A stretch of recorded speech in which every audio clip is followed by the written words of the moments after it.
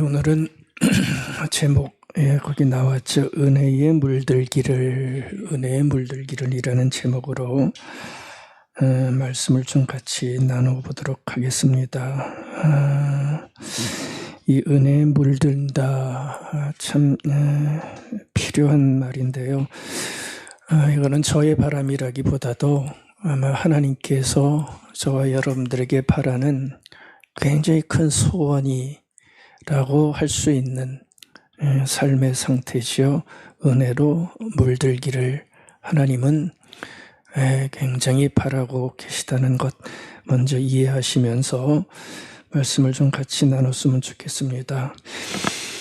은혜에 물드는 것은 은혜로 우리의 삶이 가득 차 있다는 건데, 이것은 이제 우리가 성경을 읽었지만 믿음으로 의롭게 된 자가 누리는 굉장한 축복 가운데 하나입니다.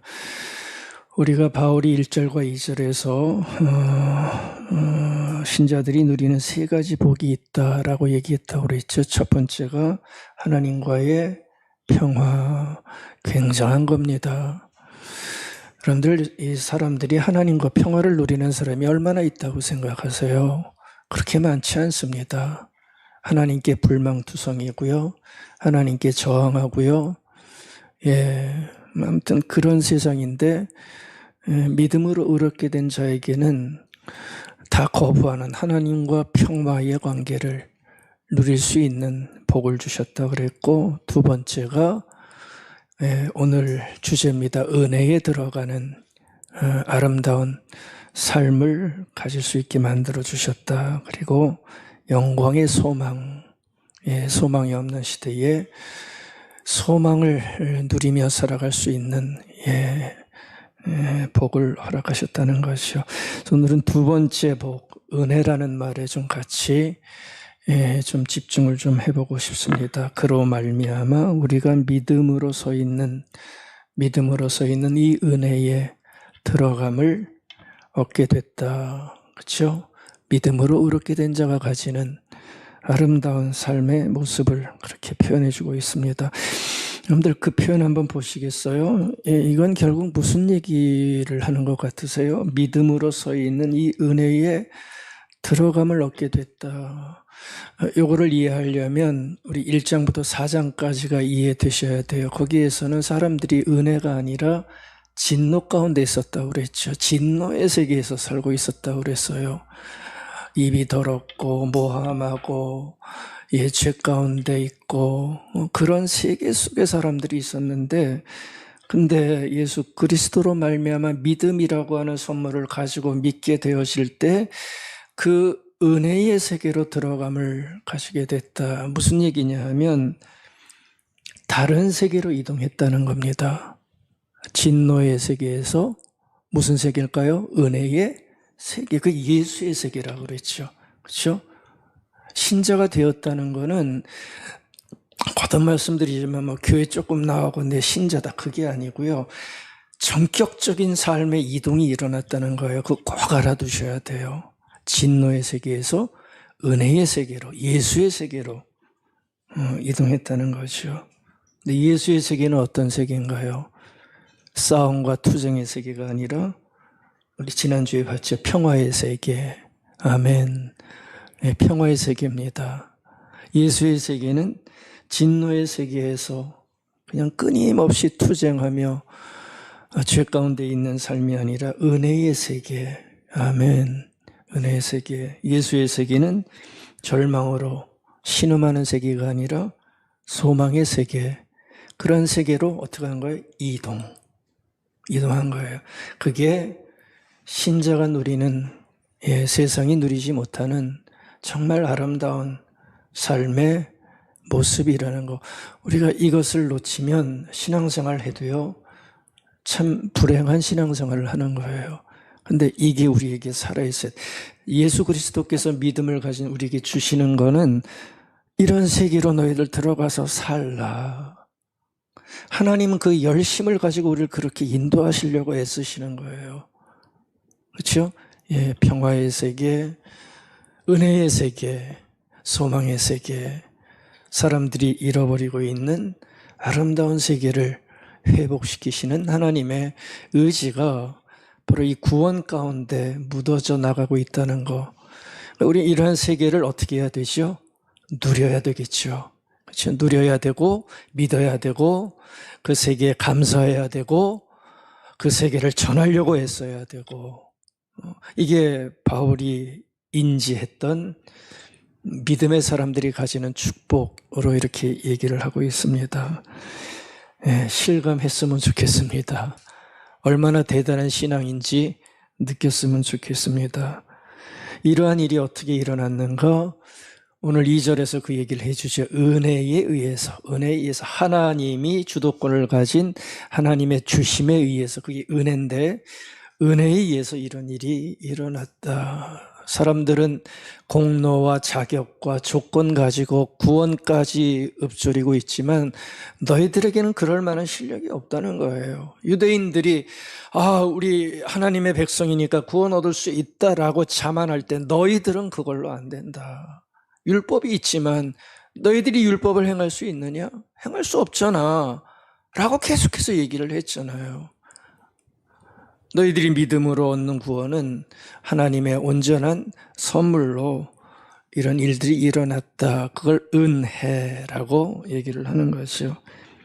여러분들, 하나님은 참 감사한 게 우리의 자격과 조건을 묻지 않으신다는 거예요. 아니, 물어도 소용없죠. 그렇죠?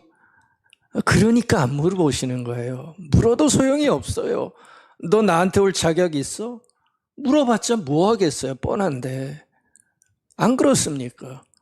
우리의 지나간 세월을 봐도 너무나 형편없는 게 많은데 물어봤자 뭐 하겠어요? 자격과 조건을 물어보지 않으시고 오로지 당신의 의지와 당신의 자비와 사랑을 가지고 새로운 세계, 은혜의 세계, 예수의 세계로 들어오게 만드신 거죠. 그래서 여러분들, 은혜 때문에, 하나님이 주신 은혜 때문에 우리는 우리의 아픈 과거를 끊어낼 수 있습니다. 아멘이죠? 아픈 과거를 비로소 우리 과거 때문에 얼마나 속이 상해요. 과거 때문에. 근데 그걸 하나님은 끊어내세요. 하나님은 은혜를 통해 우리의 현재를 굉장히 새롭게 만들어 주십니다. 하나님은 은혜로 인해서 우리의 미래를 활짝 열어주는 선물이죠. 그런 것을 우리에게 허락하신다고 하는데 우리가 그것을 받아내고 살아내야 될 것 같습니다. 여러분들, 은혜가 만든 삶은 굉장히 아름답고 넉넉해요. 아멘. 은혜가 만든 삶은 하나님이 우리에게 의지를 가지고 우리를 인도하신 그 은혜의 삶은 굉장히 아름답고 넉넉합니다. 그렇죠? 과거를 끊어냈죠. 현재를 새롭게 하시죠. 미래의 소망을 준비해 주셨죠. 그러니까 얼마나 삶이 넉넉하겠습니까? 그래서 은혜가 만든 삶은 그 안에 평화가 있습니다. 은혜가 만든 삶에는 하나님을 향한 간절한 기도가 있습니다. 은혜가 우리에게 주는 것은 믿음입니다. 하나님을 향한 간절한 믿음이 계속해서 샘솟듯 일어나게 만드는 거죠. 은혜는 우리에게 견딤을 줍니다. 견딤이 없는 인생은 없잖아요. 근데 은혜가 우리에게 모든 삶의 아픔과 고난을 견뎌나가는 견딤이라고 하는 참 아름다운 힘을 우리에게 허락하는 거예요. 그러니까 은혜가 없으면 안 되는 거고요. 은혜는 우리의 삶을 굉장히 넉넉하게 만들어가는 하나님의 인도하심이 있다는 거, 은혜를 말할 때마다 우리 기억했으면 좋겠습니다. 그래서 여러분들, 우리는 은혜가 무엇인지 더 깊게 늘 알아야 됩니다. 기독교는 은혜의 종교라는 말이 있듯이 은혜를 모르면 우리는 신앙의 아름다운 삶으로 들어갈 수가 없어요. 그냥 은혜를 모르는 순간 우리는 종교에 빠지는 거예요. 똑같이. 근데 은혜를 알게 되어지면 인과응보의 삶에서 벗어난 진정한 삶의 모습을 가질 수 있게 되는 겁니다. 또 하나가 있어요. 은혜는 아는 거에서 그치면 안 되는 거죠. 은혜는 아는 거에서 그치면 안 되고요. 오늘 제목입니다. 우리의 존재 자체가, 우리의 삶 자체가 하나님의 은혜에 완전히 물들어 있어야 돼요. 저는 이번에 이 물들다는 단어를 묵상하면서 너무나 많은 은혜를 제가 받았어요. 저도 써보지 않았던 단어인데 이 단어를 주시더라고요. 은혜는 물들어야 은혜가 되는 거예요. 그래, 은혜 속에서 살아갈 수가 있어요. 은혜를 아는 것으로 그치면 오히려 그 은혜를 아는 것 갖고 시비를 건다니까요. 목사님은 왜 은혜가 없어요? 이런데 은혜를 쓴다고요. 집사님은, 권사님은 은혜를 모르세요? 공격으로 쓰더라고요, 은혜를. 근데 은혜는 그런 게 아니고요. 은혜는 물들어야 돼요, 내 자신이. 은혜 속에 물들어야 은혜 속에 내가 살아가는 거고, 은혜 속에 촉촉이 적혀져야 참 힘든 일 많은 세상에서 하나님의 은혜로운 사람답게 넉넉함과 사랑과 견딤과 공의를 가지고 헤쳐나갈 수 있는 삶을 살 수 있기에, 여러분들, 우리는 은혜를 안다 말하지 마시고 은혜에 물들어야 되는 그 삶을 위해 애써야 될 것 같아요. 여러분들의 남은 생애 동안 은혜에 촉촉하게 적셔지는, 톡 치면 은혜가 나오는 그런 삶이 되시기를 바라겠습니다. 여러분들, 물들다는 말을 한번 생각해 보시겠어요? 물들다는 것은 겉만 색칠하는 건 아니죠. 그렇죠? 어디에다가 벽에 색칠하면, 겉에만 칠하면 그건 금방 지워져요. 비 한 번 오면 지워지고. 근데 물들다는 것은 가장 쉬운 정의가 그거죠. 속까지 뭔가 스며드는 거. 그렇죠? 그게 물드는 거예요. 여러분들, 우리 권사님들은 어렸을 때 봉숭아물 다 들어보셨죠? 이렇게 감으면. 근데 그거 쉽게 물 안 빠지죠. 왜냐하면 그게 손톱 밑에까지 스며들어서 쉽게 빠지지 않는 건데, 물들다는 것은 바로 그런 겁니다. 내 내면으로 뭔가 아주 깊게 스며드는 거예요. 그래서 쉽게 없어지지 않는 상태. 물들다는 말을 한자로 보면 물들 염자를 쓰더라고요. 근데 이 단어가 참 기가 막혀요. 물들 염자. 세 단어로 합해진 단어입니다. 파자를 해보면 물 숫자가 그 안에 보이시죠? 삼수변. 물 숫자가 보이고요. 그 다음에 무슨 자가 보여요? 9구자가 보이죠. 한자 나왔죠? 그리고 맨 밑에 보면 나무 목자가 있습니다. 이 세 자가 합쳐져서 염자를 만든다고 그래요. 무슨 얘기냐면 그 한자를 만들 때 이렇게 생각했다고 그럽니다. 나무 염료는 나무에서 뽑아내잖아요. 나무 염료를 물에 담가 가지고 몇 번을 헹궈요? 9번을 집어넣었다 뺐다 헹구는 그 과정을 염으로 생각했다는 겁니다. 다시 말하면 물들이기 위해서 한 번에 끝나지 않는다는 것을 얘기를 한 거예요. 뭔가를 물들이기 위해서는 몇 번의 수고요? 9번. 근데 9번이겠습니까? 그냥 그거는 숫자고요. 그냥 숫자고요. 무수한 반복이 있을 때, 애씀이 있을 때, 비로소 완전한 물들임이 나타난다 해서 물들 염을 저렇게 만들었다고 그럽니다. 그러니까 여러분들 한번 생각해 보세요. 물들다는 게 한 번에 일어나진 않잖아요. 그렇죠? 물들다는 것은 좋은 물듬이든 나쁜 물도 드는 거 있죠? 나쁜 물듬이든 한 번에 물들지 않습니다. 오랜 시간 함께 할 때 저절로 그것이 나에게 들어와 물이 들게 되는 거죠. 좋은 사람과 옆에 있으면 물들지요. 근데 그게 한 번에 물드는 게 아닙니다. 오랜 세월 같이 할 때, 나쁜 것도 마찬가지예요. 한 번에 나쁜데 물들지 않아요. 아주 오랫동안 같이 그냥 나쁜 일 하면서 막 그걸 배우는 거예요. 물드는 거예요. 물들다는 것은 이런 오랜 수고와 시간이 필요하다는 것을 얘기를 합니다. 여러분들, 모세가 40일 동안 시내산에서 방바낫으로 하나님과 대면한 기사가 성경에 나오죠. 근데 40일 동안 모세가 하나님과 함께 있다가 시내산 밑에서 내려오지요. 내려왔을 때 이스라엘 백성들이 모세 얼굴을 쳐다봤다고 그랬어요? 못 쳐다봤다고 그랬어요? 못 쳐다봤다고 그랬죠. 왜 못 쳐다봤지요? 모세 얼굴에서 환한 광채가, 우린 그 빛의 성질을 잘 몰라요. 굉장히 빛나는 영광이, 광채가 모세의 얼굴에서 쫙 쏟아져 나왔다고 그래요. 이게 어떤 의미인지는 잘 모르겠지만 아무튼 사람들이 그 광경을 보면서 모세를 쳐다보지 못했다고 그래요. 여러분들, 모세의 얼굴에서 무슨 광채가 났을까요?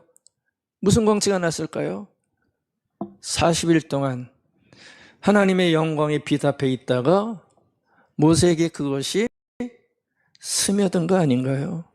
같이 물들어 버린 거예요. 아멘. 이렇게 해석해도 좋을지 모르겠지만 여러분들, 물들다는 거는 그렇게 함께 온전히 같이 있을 때 물이 들어서 자신도 모르게 아름다운 광채를 내뿜게 됐다라고 얘기를 하는 거예요. 그게 스며든 거예요. 여러분들, 이게 은혜에 물들다는 것과 굉장히 밀접한 연관이 있다는 거 아셔야 됩니다.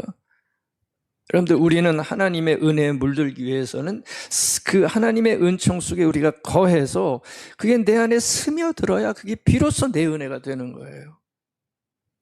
앞에서 제가 말씀드렸죠. 아는 것으로 안 된다고. 은혜를 정의 내려보라 그러면 다 잘 내려요. 하나님이 공짜로 주셨네요. 얼마나 잘 얘기를 해요. 근데 그 의미도 모르면서 우리는 은혜를 얘기를 하는데, 은혜는 그걸로 끝나면 안 되고요. 그 은혜가 내 안에 모세의 얼굴이 빛난 것처럼 스며들 때 하나님의 영광의 광채가 내 안에서 쫙 펴지는 그 스며듦이 자신도 모르게 나타날 때, 이게 바로 은혜 속에 살아가는 삶이 되는 거죠. 이런 물들임이 있으면 얼마나 좋을까요? 참 부럽습니다. 근데 우리는 물들다는 생각을 하면 참 부끄러울 때가 많아요. 아차하는 순간 우리의 물듦은 어둠에 짙게 물들 때가 많죠. 그렇죠? 왜 사방이 다 힘든 일이니까 우리에게는 은혜에 물든 게 아니라 어둠에 물들어 있을 때가 많아요. 그러니까 모세와 같은 광채가 아니라 짙은 어두움이 얼굴에 쌓여 있고요. 우리는 분노에 쌓여 있을 때도 많아요. 세상이 하도 분노하다 보니까 분노에 물들어 있어요. 으쌰으쌰 하니까 거기에 다 물들어 있어요. 원한에 물들어 있고요. 속상함에 물들어 있어요. 이것도 물들어 있는 거나 마찬가지예요. 어쩌면 평생을 그렇게 물들다 살다가 기쁨도 평화도 소망도 그렇죠, 나도 모르게 잃어버리고 살아가는지도 모르겠습니다. 근데 우리는 평화의 세계에 들어와 있다고 그러는데, 은혜의 세계에 들어와 있다고 얘기를 하는데, 소망이 있다고 얘기하는데도 이런 건 하나도 물들지 않고 누리지 못한다면 얼마나 안타깝고 아픈 모습이겠습니까? 여러분들은 요즘 무엇에 주로 물들어 계세요? 한번 생각해 보세요. 무엇에 물들어 계세요? 다른 거 생각하지 마시고 요 5장 1절에서 2절의 세 단어, 평화의 물듦, 은혜의 물듦, 소망의 물듦. 여러분들 어떤 거에 물들어 계세요?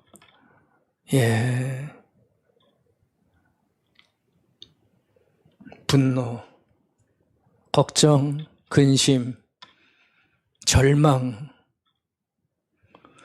불안, 우리 현대인들이 가지고 있는 병들인데 혹시 우리도 여기에만 깊게 물들어 있는 것은 아닌지, 우리가 좀 은혜의 물듦이라는 단어 앞에서 우리를 바라봤으면 좋겠습니다. 저는 은혜에 물들기를 바라면서 오늘 말씀 전하도록 하겠습니다. 여러분들, 은혜에 물들려면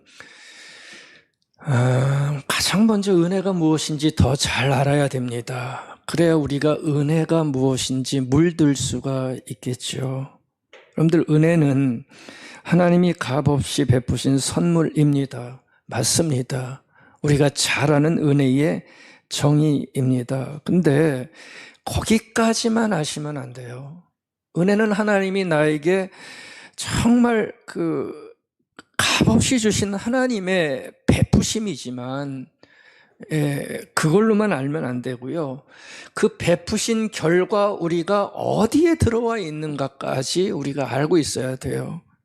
여러분들, 은혜는 하나님이 베푸신 선물을 통해 우리는 앞에서도 말씀드렸죠. 새로운 나라, 새로운 곳, 새로운 영역으로 들어간 상태가 되었다는 거. 그게 은혜라고 하는 상태라는 거. 그거를 먼저 알아야 돼요. 나는 하나님의 새로운 나라로 들어간 자의 삶을 살아가는 그 모습이 은혜라고 하는 것. 우리가 기억해야 된다는 거죠. 은혜는 다른 게 아니고요. 나의 느낌과 감정이 은혜가 아니라 하나님의 주도적인 열심으로 새로운 통치 세계, 거기다가 옮겨놓은 상태가 은혜라는 거예요. 그러니까 우리는 그 안에서 살아가는 사람들이라는 거죠. 여러분들, 오늘 꼭 아셔야 될 게, 성경이 말하는 은혜는 느낌으로 정의하시면 안 된다는 거예요. 나의 느낌, 나의 감정이 되겠죠. 왜냐하면 우리는 은혜를 이렇게 이해할 때가 참 많아요. 내가 은혜 받았다. 내 마음이 뿌듯해야 은혜로 생각을 합니다. 그럼 내 마음이 좀 불편하면 은혜 가운데 없는 건가요?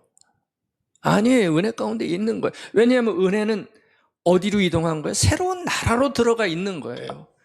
그러니까 거기서 혹시 내 마음이 좀 불편해도 우리는 은혜 가운데 살아가는 사람이라는 것이요.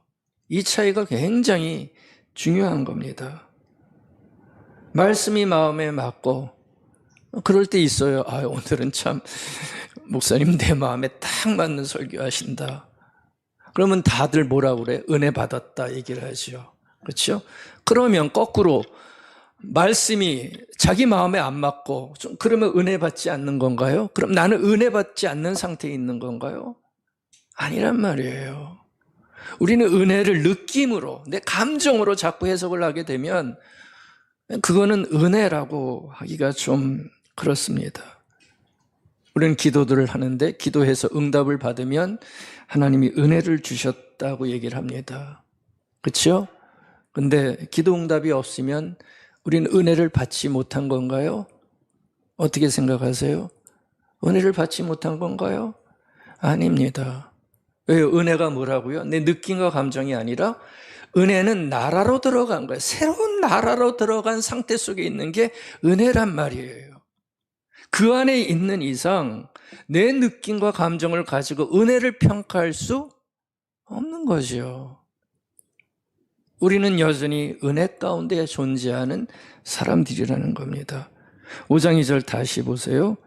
믿음으로 서 있는 이 은혜에 들어감을 얻었으며. 여러분들, 은혜는 내 느낌보다 더 견고한 현실로 하나님이 이동시킨 상태라는 거예요. 내가 은혜를 받았다 안 받았다 결정하는 게 아니라 하나님께서 나를 은혜에 들어가게 만든 그 상태, 이미 은혜 속에 있는 상태라는 거죠. 그러니까 굉장한 하나님의 은총이 있는 거죠. 거기 보면 은혜는 받은 게 아니라 뭐 한 거예요? 들어간 거로 묘사하죠. 들어간 거. 여기 들어갔다는 말은 새로운 장소로 들어갔다는 의미예요. 더 자세히 말하면 하나님이 통치하시는 새로운 세계로, 사람들은 은혜의 세계에 있지 않게 하나님의 통치하심을 거부하고 그것을 모르지만 믿음으로 은혜 가운데 들어간 사람들은 어디로 들어간 거예요? 하나님이 통치하시는, 하나님이 왕이 되시는, 하나님이 인정하시는 그 세계 속에 들어갔기에 하나님이 주관하시는 그 세계 속에 살아가는 인생이 됐다. 그게 은혜의 세계에 들어간 삶의 모습이라는 거예요. 그게 바로 은혜라는 거예요. 이 차이를 좀 잘 아시기 바랍니다. 왜 자꾸 은혜가 없는 듯하게 느끼면 나는 뭐 은혜가 없나 봐, 하나님 날 사랑하지 않나 봐, 자기의 감정으로 은혜를 해석하면 그건 잘못된 은혜관이 되는 거죠. 골로새서 1장 13절입니다. 그가 우리를 흑암의 권세에서, 그 다음에 뭐죠? 안 떴어요, 스크린? 건져내서. 그렇죠. 흑암의 권세에서 건져내서 어디로 간 거예요? 그의 사랑의 아들의 나라로 옮기셨으니 이사시키신 거예요. 여러분들, 은혜는 내 느낌으로 끝나는 세계가 아니라 흑암의 권세에서 건져내서, 진노의 세계에서 건져내서, 인간의 세계에서 건져내서, 인간의 판단과 결정과 수고로 끝내는 세계에서 건져내서 놀랍게도 사랑의 아들이 다스리는 그 나라로 나를 밀어넣은 그 상태, 그래서 그러한 현실 속에서 살아가게 만든 상태가 은혜다. 예, 이해를 우리가 해야 됩니다. 은혜는 흑암의 나라에서 아들의 나라로 하나님이 통치하시는 세계로, 예수의 세계로 옮겨주신 사건이죠. 그러니까 우리의 신분과 삶이 바뀌어지는 놀라운 일이 뭐를 통해서 일어난 거예요? 은혜를 통해서 하나님이 우리를 옮겨주신 하나님의 의지와 열심과 사랑과 구원이 만들어내는 결과가 그게 바로 은혜다. 이렇게 우리가 알아야 됩니다. 그래서 그 나라의 이름은 은혜의 나라. 이게 바로 은혜의 나라예요. 그 나라의 이름이에요. 이 나라는 하나님이 통치하시는 나라예요. 굉장한 우리 인식의 변화가 일어나는 나라죠. 하나님이 통치하시는 나라.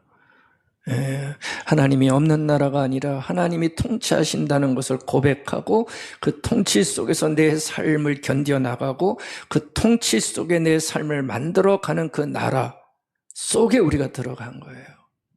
우리는 그러한 나라에서 살아가려고 애쓰는 사람들로 이 땅에 나와 있는 거예요. 하나님의 선물이 넘치는 나라. 아멘. 하나님의 선물이 뭘까요? 물질일까요? 권세일까요? 성공일까요? 하나님의 나라에서는 그게 그렇게 중요하지 않아요. 하나님의 세계에서는 그게 중요하지 않아요. 하나님의 나라에서 주시는 선물은 뭐냐면 사랑이지요. 사람들이 못하는 사랑이지요. 그걸로 세상을 구원하는 것이요. 믿음이지요. 용서지요. 관용이지요.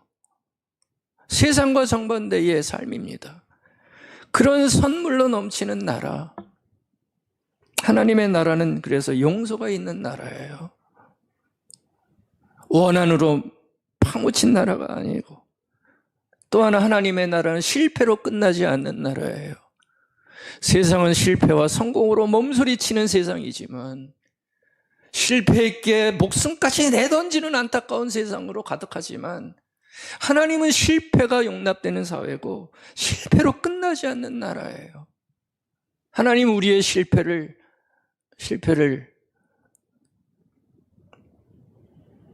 좋아하지 않으세요.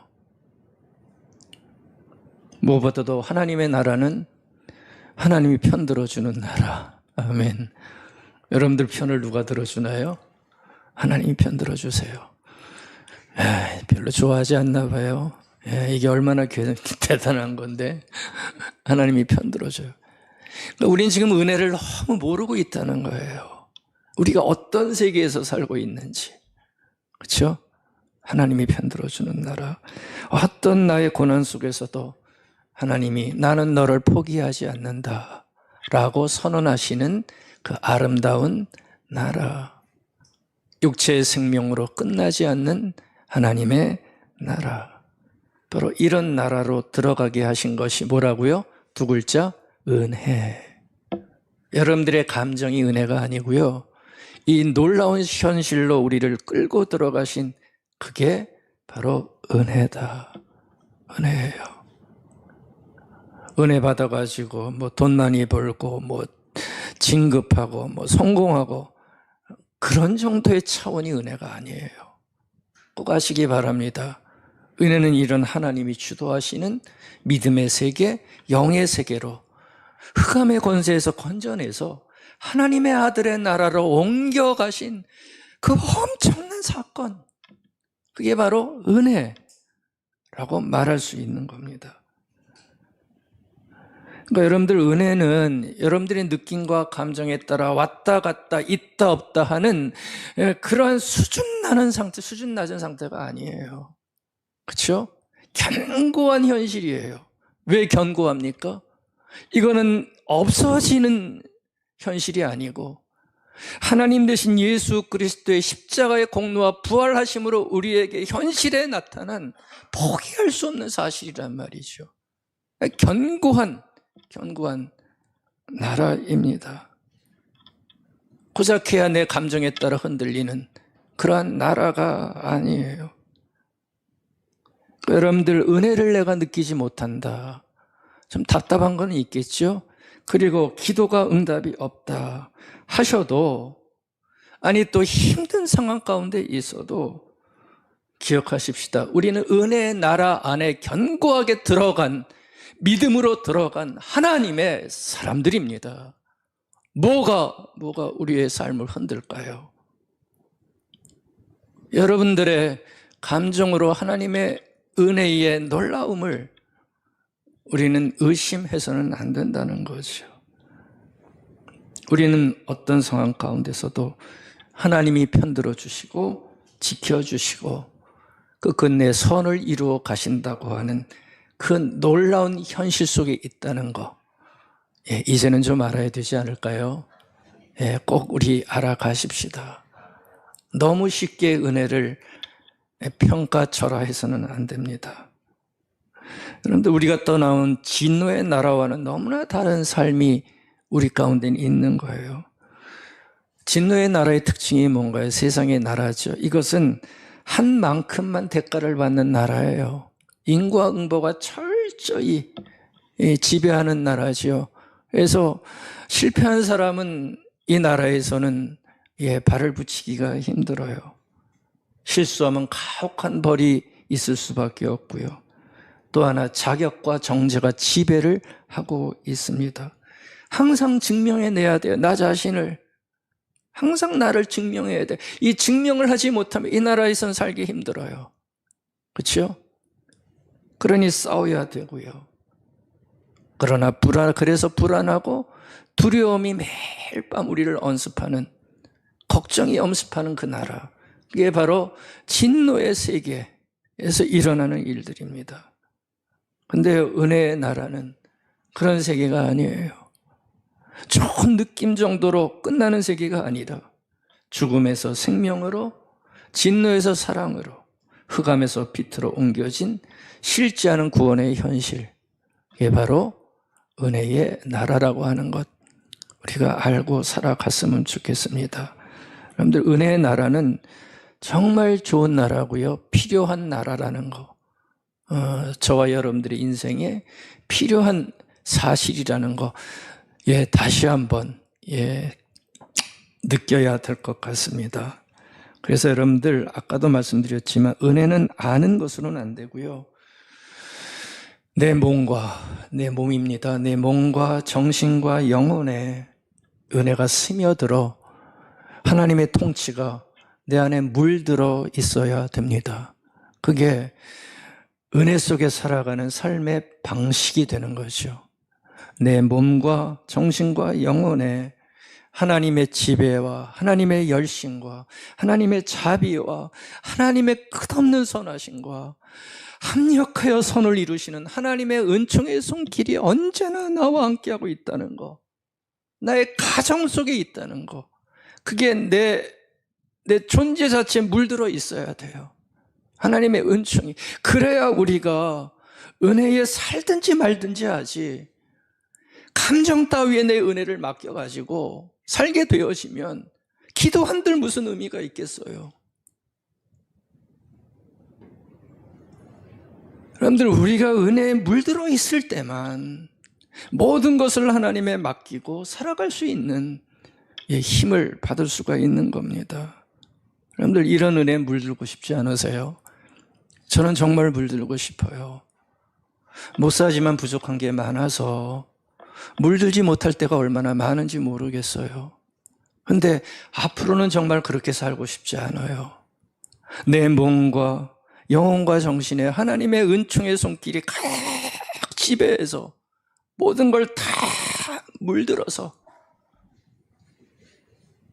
내 말과 행위와 판단과 결정에, 내 삶의 태도에 하나님의 은혜가 절절히 흘러나와 사랑과 넉넉함과 은총을 전하는 삶을 살고 싶은 것이 솔직한 마음입니다. 우리 저와 여러분들 모두 그러한 은혜의 물듦이 있기를 바라겠습니다. 제가 앞에서 물들이기 위해서는 염자이기죠. 9번의 수고와 애씀이 필요하다고 했는데, 여러분들 은혜에 물드는 것도 다르지 않아요.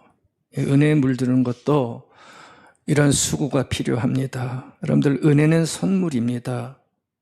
근데 은혜에 물들기 위해서는 우리의 수고가 필요합니다. 한 번 더 말씀드릴게요. 여러분들이 참 못하시는 거 말씀드리는 거예요. 은혜는 좋아하는데 은혜에 물들기 위해서 해야 되는 수고가 우리에게 있어야 된다는 거예요. 이 수고가 빠지면 염료를 어떻게 물들이겠어요? 9번 넣었다 빼시라고요. 그래야 은혜에 물들 수 있는 거예요. 그 수고가 있을 때 은혜에 물들어서 내 삶의 존재 전체가 스며드는 거예요. 스펀지가 물에 스며들듯이 짜면 은혜가 나오는 삶이 하나하나 만들어져 가는 거죠. 이 수고가 없으면 은혜는 아는데 나오는 건 뭐가 나와요? 정죄가 나오고 판단이 나오고 시비가 나오고 사랑은 안 나온단 말이에요. 은혜에 물들어 있어서 이 수고를 통해서 은혜가 나와야 되는 거죠. 길게 말씀드릴 수 없어서 3가지만 여러분들이 꼭 하셔야 될 수고 말씀드리고 싶어요.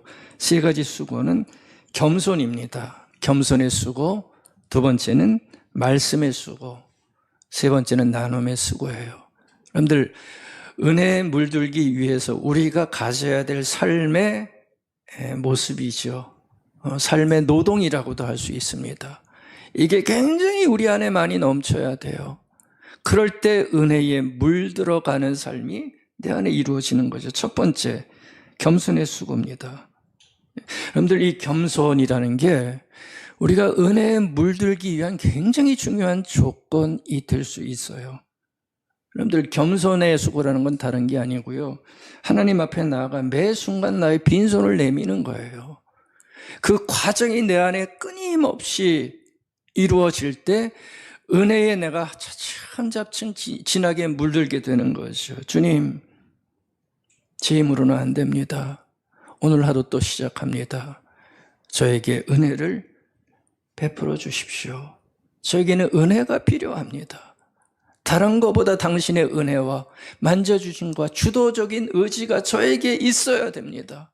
저를 주관해 주십시오. 저는 따르겠습니다 하는 그 겸비함, 매일 아침 신자의 삶 속에 거듭거듭 일어날 때 내 힘으로 살아가려고 하는 삶의 태도가 아니라 겸손히 아침마다 일어날 때 자신의 모습을 잘 알기에 하나님 오늘도 나에게 은혜를 베풀어 주십시오. 빈손으로 나아갑니다. 그러니까 자만하지 않아야 돼요. 그래야 은혜가 내 안에 물들기 시작하는 거예요. 자신하지 않으셔야 돼요. 근데 우리는 죄성이 깊어서요. 자만과 자신이 얼마나 우리 가운데 가득한지 몰라요. 솔직히 그래요. 우리는 자만해서는 은혜에 물들 수 없어요. 자신해서도 안 돼요. 매 순간 겸손히 하나님의 은총을 구하면서 내가 하루하루의 삶을 살겠습니다 하는 겸손의 수고. 왜 수고일까요? 저절로 일어나지 않아요. 수고하셔야 돼요. 수고라는 것은 참는 것도 포함되는 거죠. 그래서 겸손은 하나님의 은총이 주입되는 최고의 길일 거예요. 그렇죠? 겸손하지 않은 자에게 하나님의 은혜는 들어오기가 너무 힘들어요. 자만이 막고 자신이 막는 자는 하나님의 은총이 들어올 수가 없습니다. 야고보서 4장 6절 기억하시나요?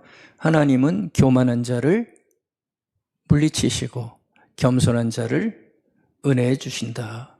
겸손한 자에게 은혜를 주신다. 이거는 변하지 않는 사실입니다. 여러분들 하나님 앞에 교만하지 마십시다. 무엇 때문에 어떻게 교만하십니까? 교만이라는 게요, 여러분들 내 자신이 하나님을 그냥 뭐라고 할까요? 그냥 직접적으로 거절하는 게 아니고요, 내 삶의 행태로 교만한 때가 많은 거예요. 자기의 현실의 삶을 보면서 하나님을 거부하는 거, 그것도 교만인 거예요. 하나님 나 이렇게 만들어 놓고 뭐 어떻게 하실 거예요? 그게 교만인 거예요, 사실은. 그러면 은혜가 들어올 수가 없어요. 하나님은 겸손한 자에게 은혜로 들어오십니다. 그러니까 교만은 은혜를 막는 거고요, 겸손은 은혜를 끌어당겨요. 끌어당겨요. 여러분들, 그래서 은혜에 우리가 물들기 위해서는 가장 중요한 삶의 태도는 겸손이에요. 겸손의 수고. 어떤 삶의 상황 가운데서도. 두 번째 수고가 말씀 앞에 서는 수고죠. 하나님의 말씀. 이 말씀 앞에 우리가 늘 진지하게 서 나갈 때 하나님의 은총이 무엇인지, 하나님의 은혜가 어떻게 나에게 들어오는지 말씀 앞에서 발견할 수가 있어요. 그래서 은혜는 끊임없이 말씀 앞에 서는 사람, 그리고 그 말씀에 반응하는 사람에게 올 수밖에 없습니다. 하나님의 말씀 없이 은혜가 유지된다는 것은 거짓말이에요. 될 수가 없어요. 어떻게 하나님의 말씀 없이 은혜 속에 젖어 들어갑니까? 너무 세게 말씀드려서 죄송하지만 이게 현실이에요. 직접적으로 자신이 맞닥뜨리는 하나님의 한마디의 말씀이 나를 은혜 가운데 젖게 만드는 거예요. 말씀 없이는 은혜에 젖어들 수가 없어요. 아, 주님, 말씀 보니 제가 잘못한 게 많네요. 그렇죠? 제가 틀렸네요.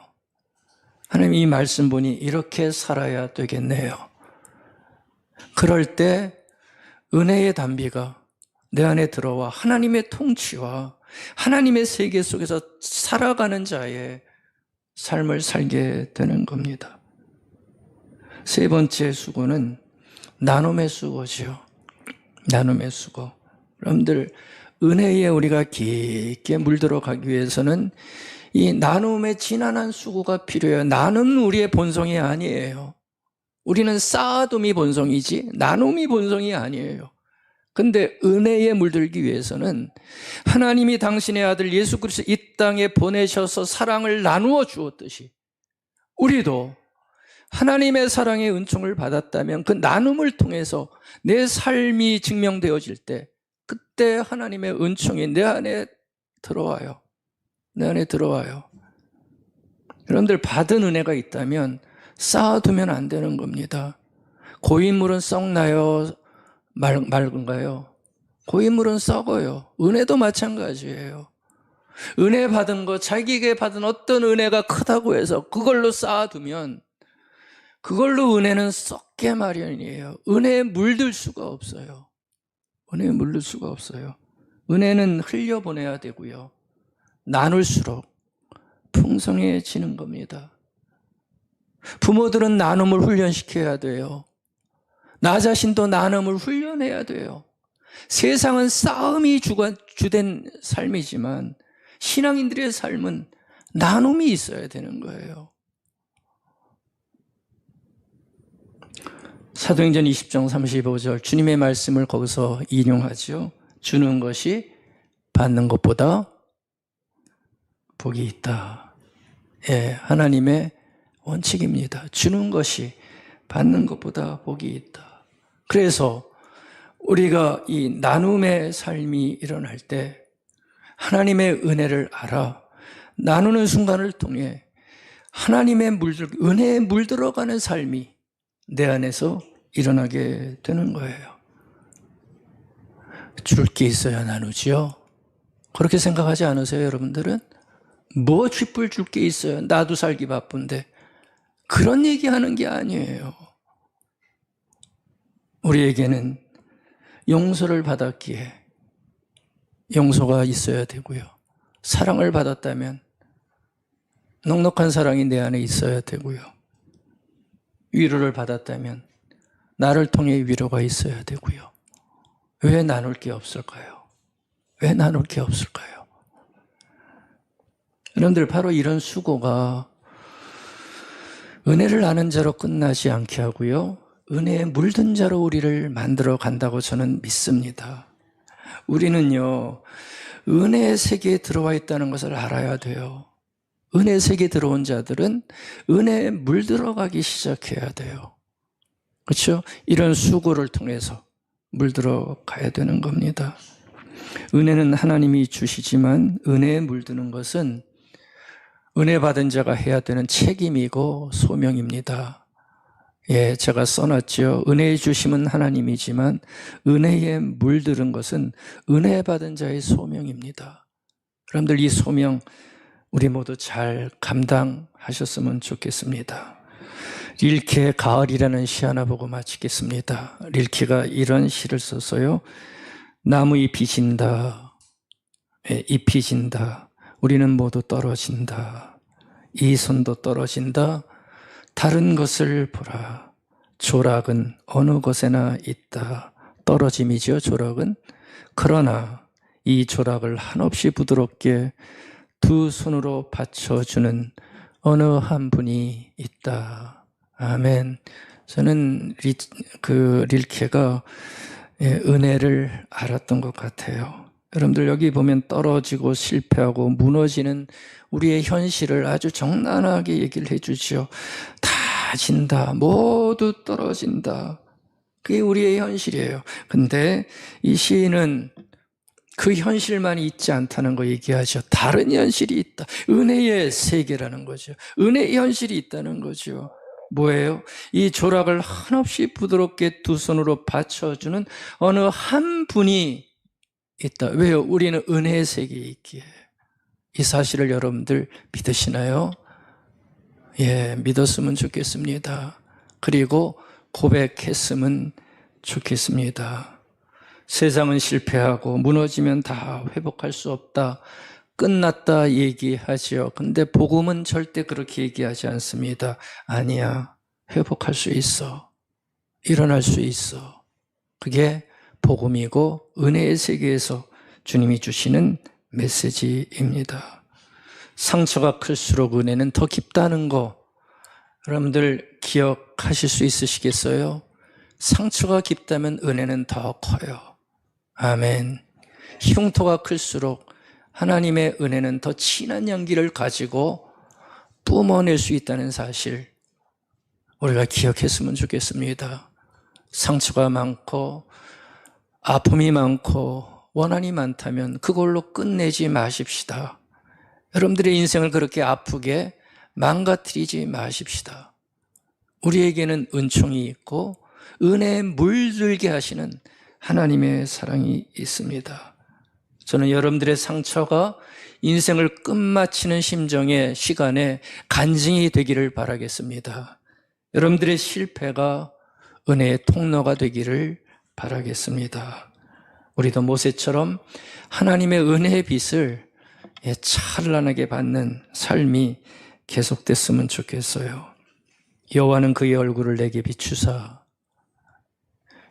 민수기의 말씀이죠. 여호와는 그의 얼굴을 내게 비추사 은혜 베푸시기를 원하며 여호와는 그 얼굴을 내게로 향하여 드사 평강 주시기를 원하노라.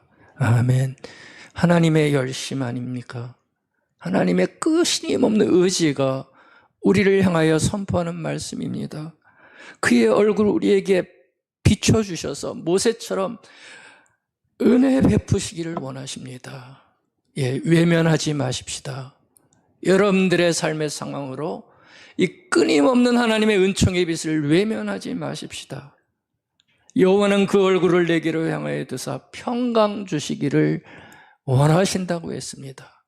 이 마음을 묵상하시면서 받으셔서 모세처럼 그 얼굴빛을 받아 여러분의 얼굴도 인상 그만 쓰시고 환한 얼굴로 인생을 개척해 나가시는, 일어나시는 하나님의 은총이 있기를 정말 소원합니다. 하나님이 은혜의 세계 속에 살아가시는 저와 여러분들에게 바라시는 하나님의 사랑이십니다. 한가위 아침입니다. 은혜로 물드시고 은혜로 승리하시는 여러분들과 여러분들의 소중한 가정이 되기를 간절히 바라겠습니다. 아멘.